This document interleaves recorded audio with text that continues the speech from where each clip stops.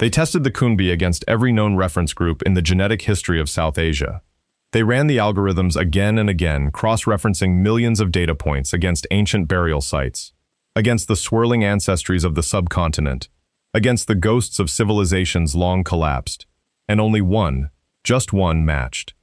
Not the grand lineages of the northern conquerors, not the storied priestly castes, not the populations you read about in textbooks. It was the Kunbi, an agricultural community tucked into the fields of western India, a group so often overlooked by the grand sweep of history. And their DNA is screaming a truth that rewrites everything we thought we knew. It's a truth buried for 4,000 years under the dust of a civilization that vanished without a deciphered word. What if the last pure echo of the Indus Valley people isn't lost in time? What if they are walking among us, tending their crops, carrying a legacy in their blood that no army, no migration, no empire could erase? This isn't a myth. This is a genetic singularity, and the proof is locked inside a single, stunning match. Think about the way history is written. It's a story told by the victors, by the literate, by those who built monuments that could withstand a monsoon. But the story of the Indian subcontinent has a ghost at its feast. A ghost that built a civilization of staggering sophistication, planned cities with grid layouts, hydraulic engineering, standardized weights and measures, a trade network that stretched to Mesopotamia, and then, around 4,000 years ago, simply dissolved. The Indus Valley Civilization, or the Harappan civilization, was a colossus. At its peak, it covered an area larger than ancient Egypt and Mesopotamia combined. We've excavated the great cities, Mohenjo-Daro, Harappa, Rakhigarhi. We've found their toys, their jewelry, their drainage systems that would shame many modern towns. But we've never been able to have a conversation with them. Their script remains undeciphered. Their true name for themselves is lost.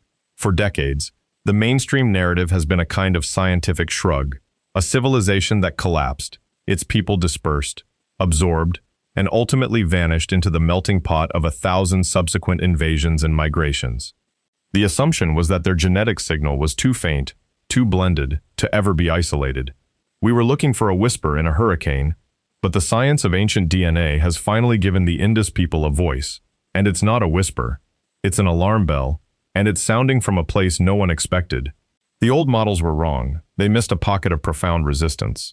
Let's pull back the tarp and walk into the sterile, humming labs of the world's top paleogeneticists. The investigation begins at a skeletal excavation site in Rakhigarhi, a sprawling Harappan site in modern-day Haryana, India. For years, extracting viable ancient DNA from the hot, humid climate of the subcontinent was considered a fool's errand. DNA degrades. It shatters into millions of meaningless fragments. The tropical heat accelerates the destruction. But a team led by Vasant Shinde, Niraj Rai, and luminaries from Harvard Medical School refused to accept the silence. They drilled into a dense petrous bone, a part of the skull that cradles the inner ear, where DNA can sometimes be sequestered like a fly in amber. What they extracted was a miracle. The first genome ever from a person of the Indus Valley Civilization. Just one woman. A single individual who lived and died somewhere between 2800 and 2300 BCE. Imagine holding the digital file of her biological essence. Her mitochondrial DNA, the genetic thread passed down exclusively from mother to daughter, was typed as U2B2. It's a lineage deeply native to South Asia, but that was just the opening note. The real symphony was in her autosomal DNA, the swirling mix of her entire ancestry. The geneticist placed her onto a global grid of ancient and modern populations, a vast cartography of human life stretching from the Eurasian steppe to the forests of tropical India. The map they generated was a shockwave. The analysis revealed she was a mix of two fundamentally divergent human populations. The first was a group related to early Neolithic farmers from the Zagros Mountains of Iran.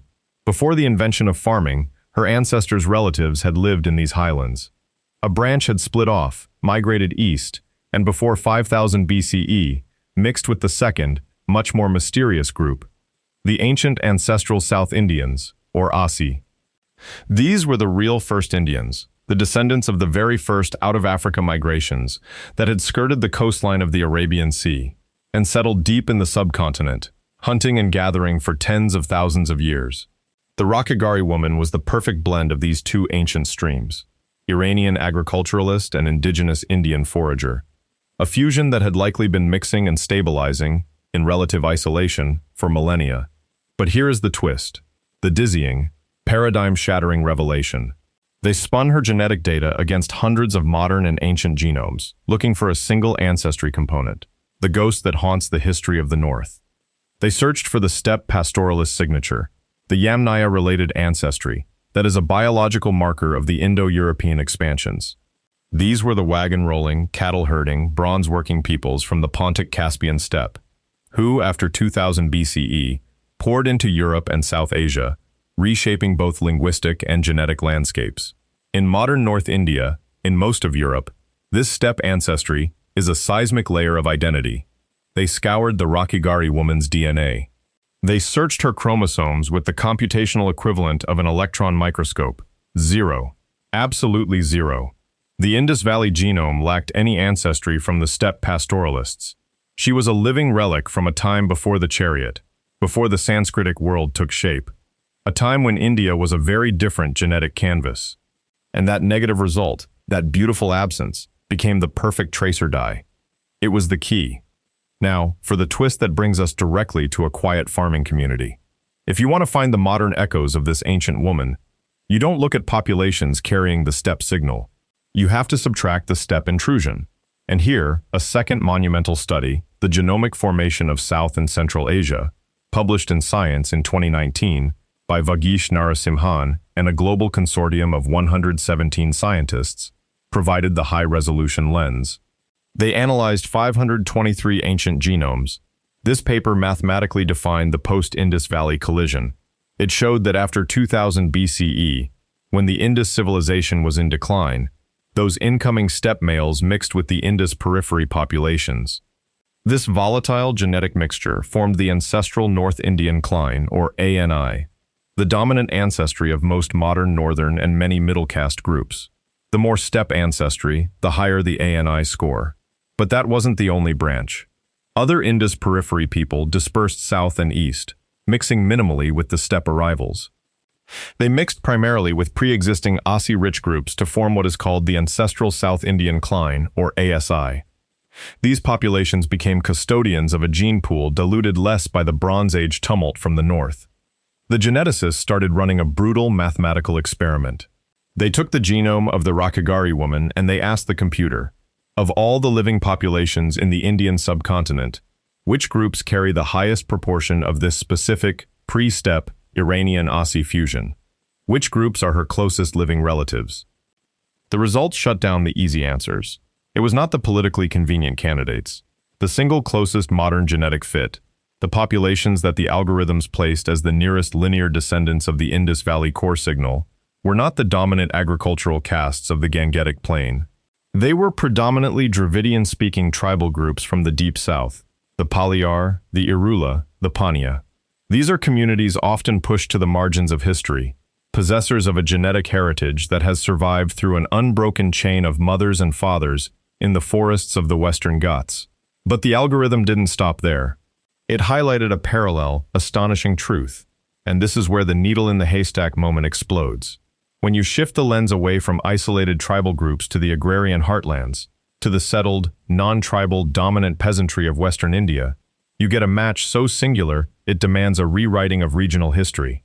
The genetic profile of communities like the Kunbi, the bedrock agriculturalists of Maharashtra and Goa, sits on a razor's edge of this ancient lineage.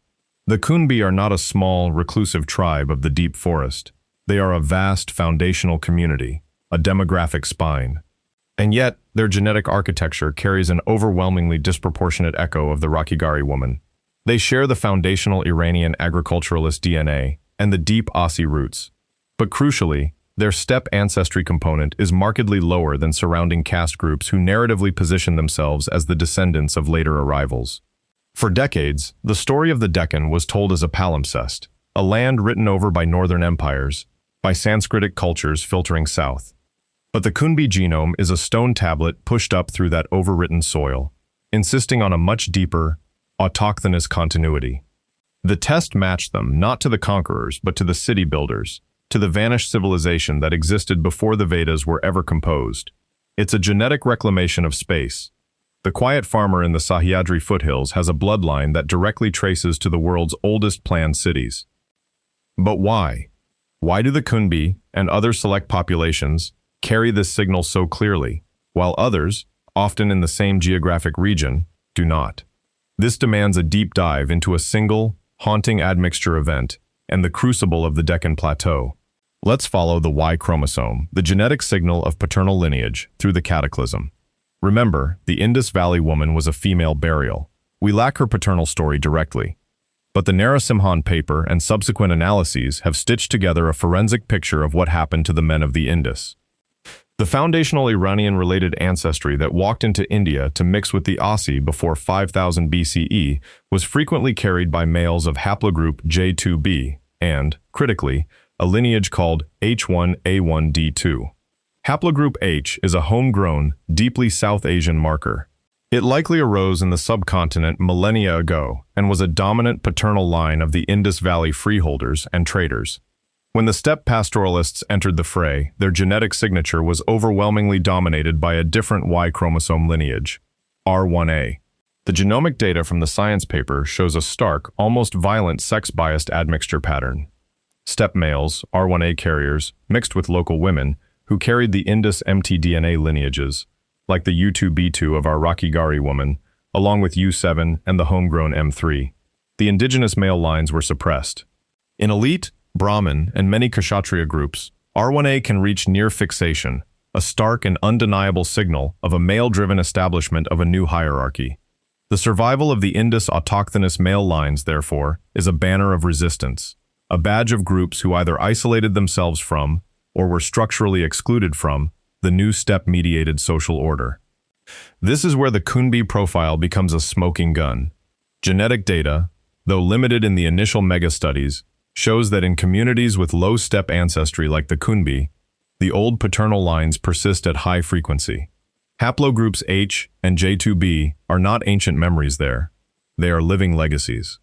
They are the direct male line descendants of the men who designed Lothal's docks.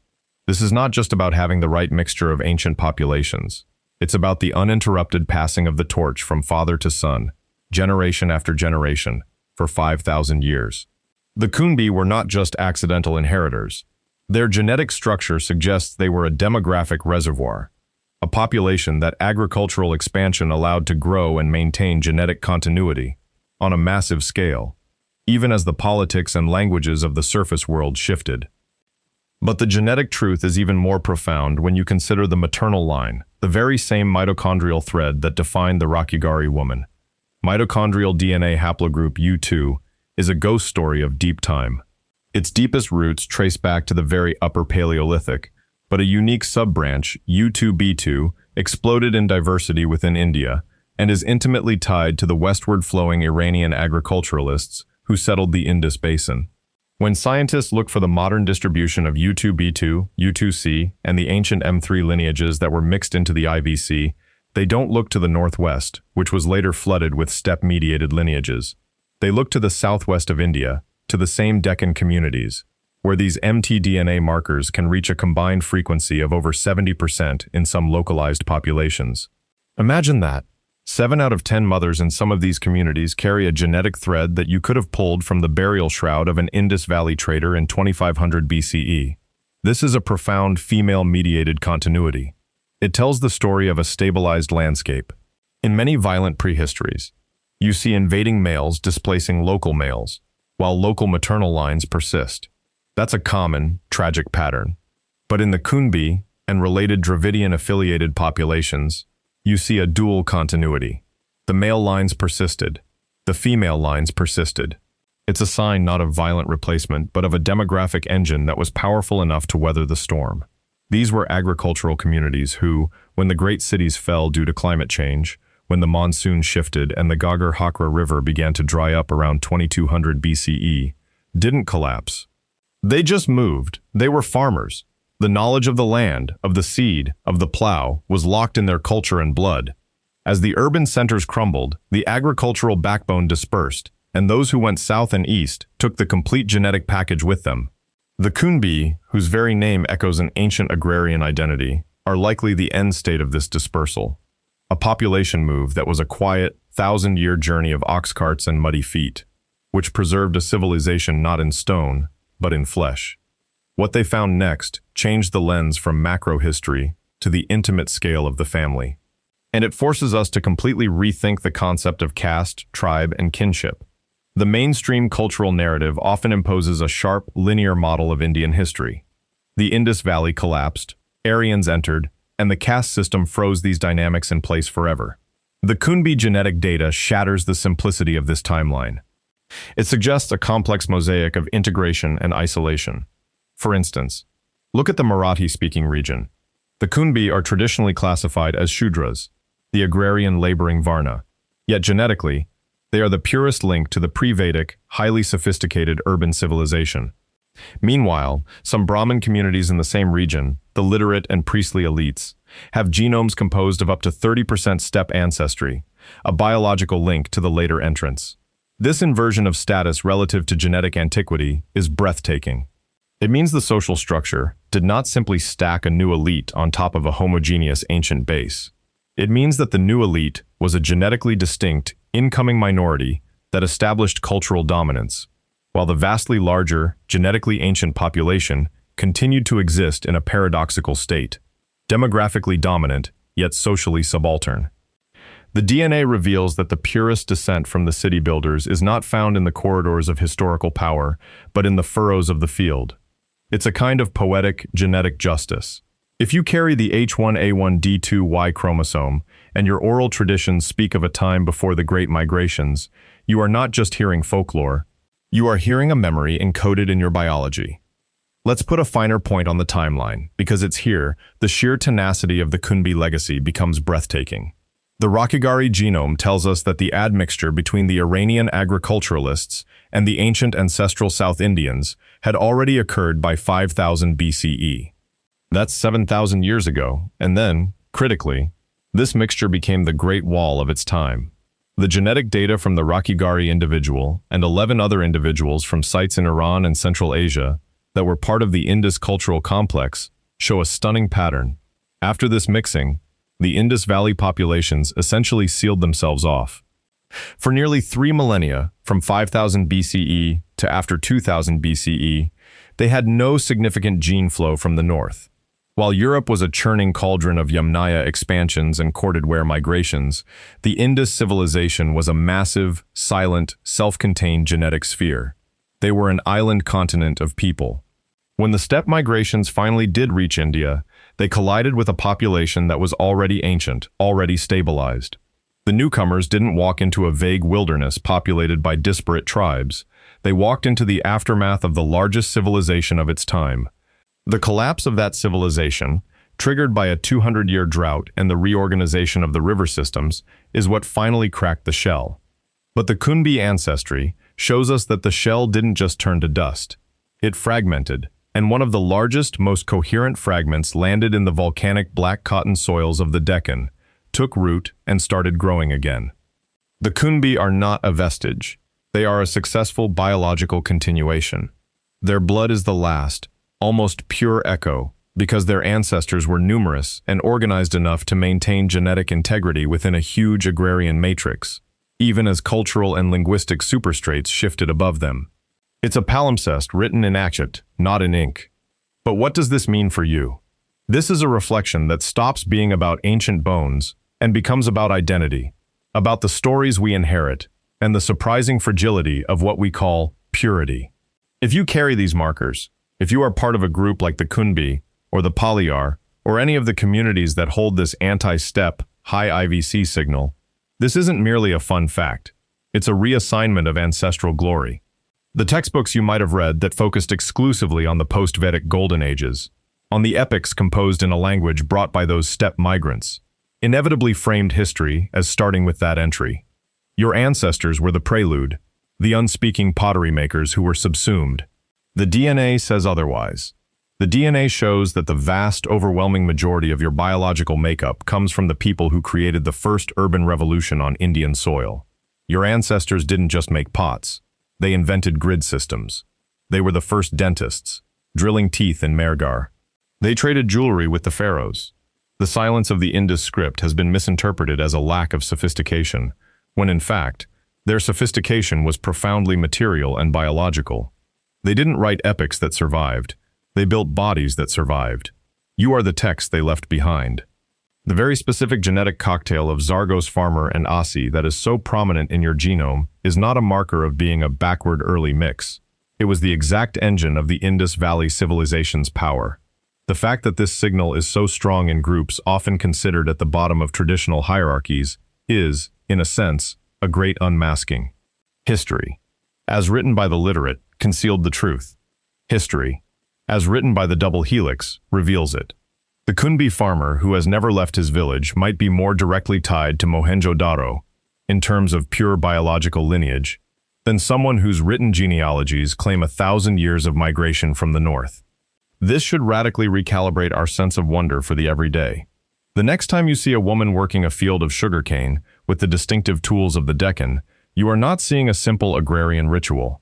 You are seeing a 5,000-year-old memory, an unbroken economy that sustained a gene pool through a civilizational winter, through the rise and fall of monarchies, through the tanks of colonial extraction.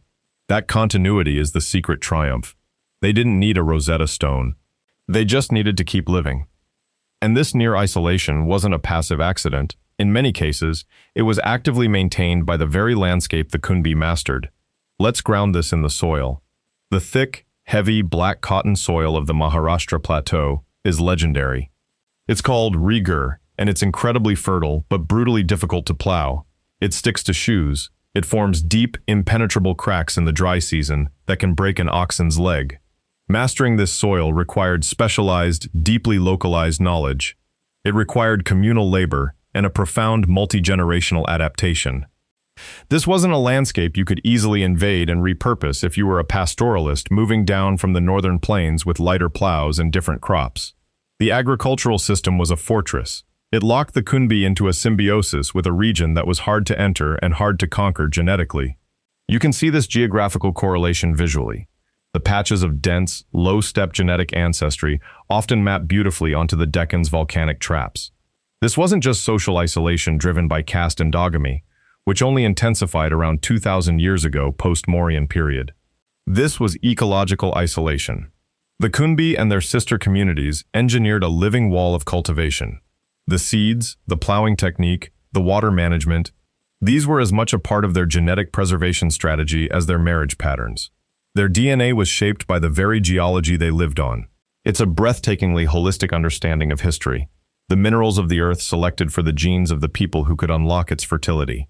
And those people, in turn, maintained a biological boundary against the frontier of pastoral migrations that reshaped the northern plains. The genetic singularity we observe isn't just a family tree, it's a geographical fact. But let's not flatten the story into a simplistic tale of complete genetic purity. That word, pure, is dangerous and scientifically almost always wrong. What the DNA shows is a differential proportion, a remarkable preservation, not a sterile vault. Even the Kunbi genome carries traces, albeit small, of those external influences that swept the subcontinent. The magic is in the ratio. The ratio of the base IVC component to the exogenous layers is unlike almost any other non-tribal, settled agrarian community. This brings us to a delicate but vital nuance. The step ancestry that we use as a negative tracer, its absence proving the IVC connection, did eventually trickle in. But the trickle was so minute, and it likely arrived via indirect downstream female-mediated flow over a very long time, that it failed to dislodge the old paternal lines. In statistical genetic modeling, you can actually date the degree of admixture. In typical North Indian populations, the major step admixture pulse is dated very precisely to around 2000 to 1000 BCE, the sharp influx of the Bronze Age. In the Kunbi genetic profile, the algorithms of deep population history don't detect a sharp, multi-generational pulse back then. They detect a low-level, continuous background input that could have happened gradually through ties of trade and proximity over 2,000 years. No army came over the Western Ghats and displaced the farmers. No sudden, systematic replacement of the aristocracy occurred. It was a genetic osmosis, a slow leak against which the main body of the population, with its deep-rooted chromosomes, remained entirely buoyant. It's like a deep lake being fed by a tiny stream. The color changes slightly at the inlet, but the vast body of deep water remains unchanged. The Kunbi genome is that deep, ancient water. This has profound, almost mind-bending implications for the world's largest linguistic mystery. The Indus script, those 400 tiny, exquisitely carved symbols on seal stones, remains mute. We can't read it. We've tried comparing it to Sumerian, to Proto-Elamite, to any external hook. The genetic finding that their modern descendants cluster in a Dravidian-speaking locus is a thunderclap. The Kunbi today speak Marathi, an Indo-Aryan language, a tongue related to the very Sanskrit brought by those steppe-mediated migrants. But that's a linguistic shift. Underneath it, the genetic base remains anchored to the pre-steppe IVC core, which itself clusters with Dravidian-speaking Deep South populations. This single genetic truth gives immense, powerful new life to the hypothesis that the language of the Indus Valley was likely a progenitor language of the Dravidian family. The logic is surgical. If the Rakhigarhi woman's closest genetic relatives, the groups with the minimal steppe signal, are overwhelmingly Dravidian speakers in the South and Central East tribal zones, it implies a genetic linguistic package that predates the Indo-Aryan intrusion. The steppe peoples brought their Bronze Age chariot language, the great-grandmother of Marathi, Hindi, and others. The Indus people likely spoke a language buried now under that Indo-Aryan veneer, a language that was pushed into the south as the Indus civilization dispersed. The Kunbi, who shifted linguistically but not biologically, are therefore living proof of a massive language replacement event without a total genetic replacement. It's a case study in how empires work. You adopt the language of the new power structure for trade, prestige, and ritual, but your blood, your foundational population, keeps its ancient secrets. This is what decolonizes history. It shows that the linguistic map of India isn't a simple outcome of migration. It's an outcome of cultural and political choice, superposed on a largely stubborn and deeply resilient genetic base. It's no coincidence that a significant proportion of the vocabulary and grammatical substrates in Marathi, the language Kunbi adopters speak, are rooted in Dravidian. The body's new. The language carried the ghost of the displaced tongue. So we come back to the core shock of the single match. When you sequence a genome from 4,000 years ago and you search for its kin, you expect a museum, a tomb, a faint trace dissolved into time. But the Kunbi, and a handful of other communities, lit up the computer screen. They are not a trace. They are a predominant signal. It's a shocking, identity-shattering implication that forces us to reframe what survival truly means. The Indus Valley Civilization didn't just collapse, vanish, and get replaced by an entirely new genetic cast. Its physical body was absorbed, but its deepest genetic text was preserved by those who were anchored to the land. The seeds of modern South Asia were not entirely foreign, carried in the saddlebags of Indo-Iranian pastoralists. The dominant seeds were already in the ground, planted by the hands of the people we now can finally call by their biological identity. The Kunbi represent a living bridge to the prelapsarian world of Indian civilization. Every sequence alignment on the computer screen is a time travel device, showing us that the farmer in Maharashtra, with her specific mitochondrial U2 lineage, shares a matrilineal ancestor with the woman whose skeleton was unearthed in a dusty trench in Rakhigarhi. It's a family tie that transcends the rise and fall of all political philosophies, all gods, all borders. It's a unity that is written in the fluids of life itself. The geneticists didn't just find a relic. They found a family tree that is still, to this day, vigorously putting out new branches. The last pure descendants aren't a lost tribe waiting to be discovered by a helicopter expedition. They are a foundational demographic that has been central to the region's food supply and cultural texture for centuries, hiding in plain sight. The proof is not just in one scientific paper, it is in the living body of a community. This is the power of looking at history not from the top down, through the lens of emperors and scriptures, but from the inside out, through the unwritten record of the body. It's a narrative that displaces the primacy of violent conquest and replaces it with the profound, tenacious power of continuity. The Kunbi DNA is a message from deep time, a reminder that identity is a sedimentary rock. The surface layers speak a modern language, follow modern faiths, and participate in a modern economy. But dig down a centimeter, and you hit a stratum of genetic memory that predates almost every institution we associate with Indian tradition. That memory isn't a scattered relic. It's a coherent, loud, and unambiguous signal that matches a single, ancient source. The Indus Valley woman who lacked the step. It's a biological manifesto. It tells us that in the end, the quiet cultivation of the soil proved a more durable vessel for a civilization's legacy than the loud chariots of conquest. The blood of the Indus didn't vanish into the dust of time. It was plowed back into the earth, season after season, century after century, and it is there still, waiting to be read, waiting to reveal the deepest truth about where we all came from. So ask yourself right now, if your blood carries a 4,000-year-old memory, what story is it telling that your name, your language, or your history books never could? The Kunbi Match is just the beginning. There are dozens of communities across South Asia whose genomes have never been run against the Rakhigarhi woman, whose silent proof is still sitting in the soil. That means the next chapter of this discovery could be written by someone watching right now. Someone who submits a sample, runs a test, and unlocks another living branch of the most advanced forgotten civilization of the ancient world. If you want to see more deep dives into the genetic ghosts of history, how your DNA connects you to vanished empires, hidden migrations, and civilizations no map can show you, then subscribe now and turn on notifications, because this channel is excavating the past from the inside out, one genome at a time. Drop a comment with your own ancestry or the community you want us to investigate next, and we'll dig into the data. The Indus script may never be read, but your DNA already is, and it's telling the story historians have been afraid to hear. Thank you for watching. See you in the next one. Thanks for staying until the very end. Goodbye for now.